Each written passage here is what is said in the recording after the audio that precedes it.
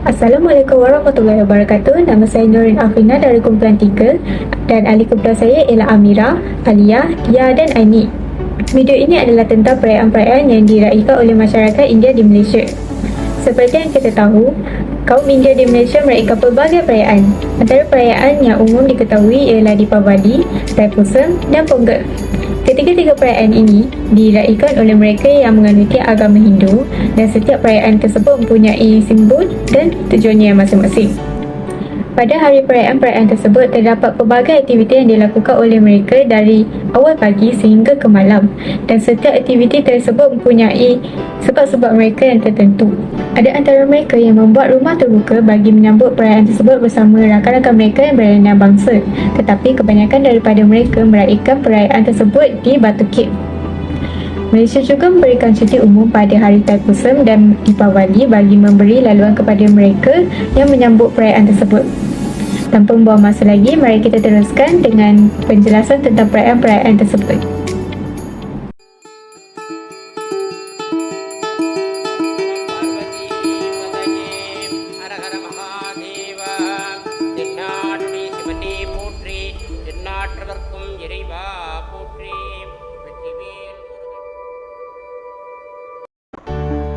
Deepavali.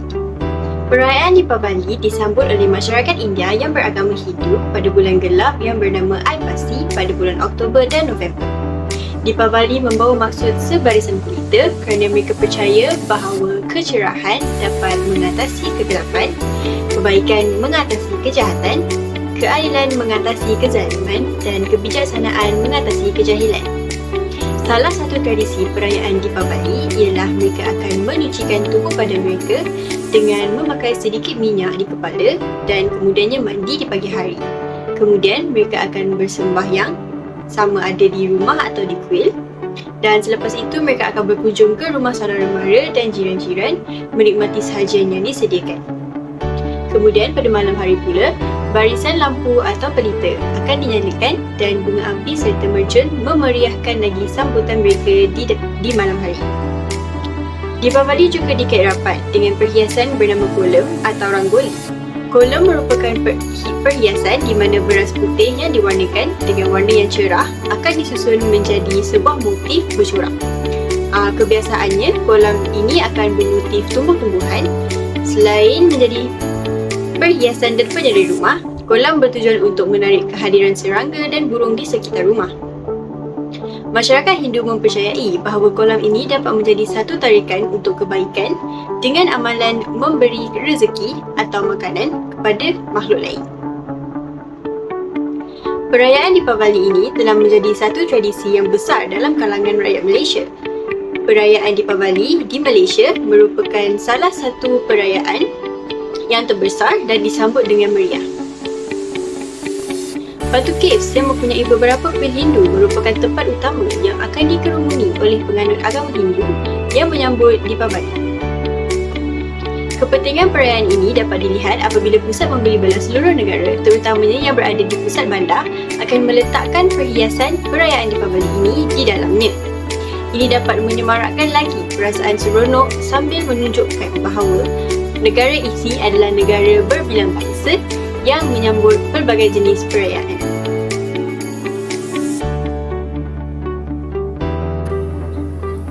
Hari Thaipusam merupakan perayaan yang disambut oleh penganut yang beragama Hindu di seluruh dunia bagi menghormati Dewa Hindu, Dewa Murugan atau juga dikenali sebagai Dewa Subramanyam.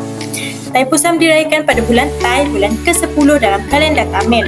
Tujuan sambutan ini sentiasa menjadi tanda tanya kaum-kaum lain. Oleh sebab itu, saya ingin berkongsi bahawa Hari Thaipusam merupakan hari menunaikan nazar dan memohon ampun atas dosa yang telah dilakukan sepanjang tahun. Bukan semua penganut Hindu akan menunaikan nazar. Nazar ialah memohon sesuatu hajat kepada Dewa Murugan dan jika permohonan dikabulkan, maka satu acara tertentu diadakan sebagai tanda kesyukuran. Pada hari Thaipusam, perkara yang disyorkan untuk dilakukan oleh wanita dan kanak-kanak ialah membawa pal kodam. Susu ini diisikan dalam belanga tembikar atau kini dalam belanga aluminium. Belanga berisi susu ini akan dihias dengan pelbagai corak, warna, daun dan benang. Belanga ini akan dijunjung di atas kepala dari luar kuil hinggalah ke dalam kuil. Walau bagaimanapun, Bukan semua penganut Hindu membawa belanga berisi susu ini. Hal ini demikian kerana pembawaan belanga bukanlah kewajipan dalam meraihkan kebesaran Tuhan Murugan. Belanga susu itu dituangkan ke atas patung Dewa Murugan di puncak kuil berkenaan sebagai antara upacara keagamaan.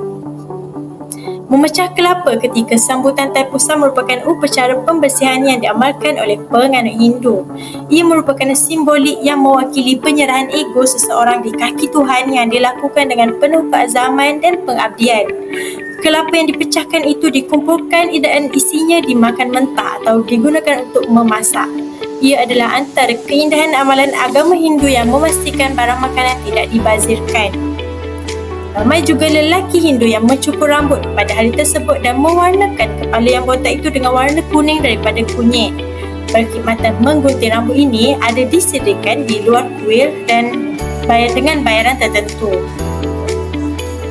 Amalan ini merupakan satu bentuk untuk membayar nazar atau melupakan sesuatu peristiwa yang sedih dan menanti hari-hari baik yang bakal menjelma.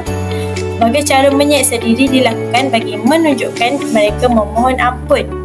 Antaranya ialah peminta ampun yang mencucuk panah besi pada lidah dan pipi dari kiri ke kanan dengan panah pendek dan panjang. Perayaan ini bukan sahaja melibatkan penganut agama Hindu di Malaysia, malah pelancong asing dari seantero dunia. Terdapat juga yang mencucuk badan mereka dengan puluhan mata pancing yang bersaiz 10 cm. Mata pancing itu disangkut dengan buah limau nipis yang pedih rasanya. Ada juga mata pancing yang bertali dan ditarik oleh para pembantu. Boleh dikatakan semua pembayar nazar berada dalam keadaan separuh sedar kerana telah menggunakan bahan-bahan tertentu. Ada juga yang percaya dewa yang memberi kuasa kepada mereka untuk berbuat demikian dan mereka seolah-olah jalan untuk umbang-ambing dan berada dalam keadaan separuh sedar. Bagi yang memohon ampun agar dosa mereka diampunkan, kavadi akan dijunjung di atas bahu atau di atas kepala. Kavadi ini diperbuat daripada beberapa rod besi atau kayu yang di atasnya terletak patung Dewa Murugan dengan pelbagai saiz dan bentuk. Pelbagai jenis kavadi bergantung kepada tempat. Contohnya, di Sungai Petani, Batu Cave, Puncak Bukit Pulau Pinang, terdapat banyak kavadi merak, tetapi di Ipoh, jenis kavadi pula berbeza. Antara hiasan utama kavadi ialah bulu burung merak dan bunga-bungaan. Secara luaran, kita akan melihat bulu merak memiliki kombinasi warna-warni yang indah yang menunjukkan keanggunan, keindahan dan kebanggaan.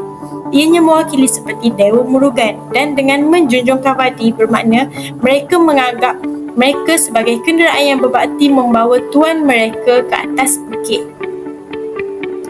Pembawa kavadi ini lazimnya terdiri daripada lelaki, perempuan, tidak kira tua atau muda. Berat dan saiz kavadi ini bergantung pada kemampuan seseorang. Selain itu, pembawa kavadi akan diiringi oleh beberapa orang pembantu khas dari tempat masing-masing. Ada yang diiringi dengan kumpulan muzik, mangkuk berasap, kemenyan dan lain-lain. Dari semasa ke semasa, pembawa kavadi akan berehat di tangga-tangga tertentu dan diberi minum. Pongal merupakan perayaan menuai yang disambut selama 4 hari pada bulan Tai di dalam kalender kaum India. Ia sempena berakhirnya musim menuai di mana hasil tuaian ditujukan kepada Surya Bhagawan atau Dewa Matahari. Pongal disambut pada hari pertama bulan Tai. Bulan Tai merupakan bulan ke-10 di dalam kalender kaum India dan bulan ini disambut dengan hadiah dan pakaian baru untuk ahli keluarga serta doa kepada dewa untuk kemakmuran di tahun-tahun akan datang. Bulan ini juga sangat sesuai untuk perkahwinan. Rumah-rumah dihiasi dengan daun mangga dan lantai dihiasi dengan corak-corak yang dilukis menggunakan tepung beras atau beras berwarna. Ada juga yang mengikat batang tebu di luar rumah mereka. Hari pertama perayaan Pongal dikenali sebagai Bogi. Ia hari untuk Indran iaitu dewa awan dan hujan. Sebelum matahari terbit, unggun api besar dinyalakan dan dibiarkan membakar sepanjang malam untuk membakar barang-barang lama. Kemudian rumah dibersihkan dan dihiasi dengan corak dan bunga. Bogi membawa maksud yang cukup signifikan dan menandakan permulaan penting dalam kehidupan masyarakat India dengan membakar barang-barang lusuh sebagai menyingkirkan anasi-anasi buruk. Hari kedua pula dipanggil Tai Pongal. Hari kedua pula dipanggil Tai Pongal yang khusus untuk Dewa Matahari. Ungkapan Pongal bermakna meluap-luap. Ia menggambarkan hasil tuaian yang banyak dan apabila susu sedang mendidih, ahli keluarga akan berkumpul di sekitar periuk dan melaungkan ucapan Pongal oh Pongal semasa susu mengalir keluar. Hari ketiga yang dikenali sebagai Matu Pongal adalah khusus untuk haiwan lembu. Hari ini adalah untuk pengembala lembu berterima kasih kepada ternakan mereka. Mereka akan mewarnakan tanduk lembu dengan menghiasi dengan pakaian topi logam bersinar. Lembu diberi makan ponggal dan loceng diikat di leher mereka. Hari terakhir pula dikenal sebagai Kanun Ponggal. Ia merupakan hari yang istimewa untuk wanita. Pada hari ini, wanita sulung di dalam rumah akan mengawal dan menyapukan kunyit pada muka semua wanita muda dan melumurkan minyak kepada rambut mereka. Selepas mandi, semua wanita-wanita yang akan menawarkan bobolan nasi berwarna kepada burung-burung. Kaum wanita akan berdoa untuk keluarga yang sihat dan gadis-gadis yang belum berkahwin berdoa untuk kahwinan yang bahagia. Adik-adik keluarga yang lebih muda pula akan memberi penghormatan kepada orang tua untuk mendapatkan restu. Dengan menyambut perayaan-perayaan tradisi masyarakat India, ianya dapat mengekalkan adat dan ritual sesebuah keluarga yang telah diwarisi dari satu generasi ke satu generasi yang lain. Di samping itu, untuk menunjukkan rasa hormat kepada nenek moyang mereka yang telah meninggal dunia, anggota masyarakat India terus mematuhi adat resam yang diturunkan kepada mereka. Rakyat Malaysia juga sudah biasa dengan perayaan yang disambut oleh rakan-rakan India mereka, seperti persiapan yang perlu dibuat menjelang hari perayaan. Malam Deepavali menjadi lebih meriah dengan permainan bunga api dan mercun yang juga diturut serta oleh jiran-jiran Melayu maupun Cina di kawasan perumahan sebagai contohnya. Rumah terbuka masyarakat India ketika perayaan Deepavali juga dikunjungi oleh pelbagai kaum dan dijamu dengan pelbagai makanan India yang enak seperti kari ayam atau kambing, puri, thosai dan maruku. Tuntasnya, hasil daripada sambutan yang diadakan oleh masyarakat India, seluruh penduduk Malaysia yang terdiri daripada berbilang kaum berkumpul untuk meraihkan majlis ini. Sambutan perayaan masyarakat India di Malaysia menjadi bukti bahawa rakyat berbilang kaum boleh hidup bersama secara aman dan harmoni di negara yang sama.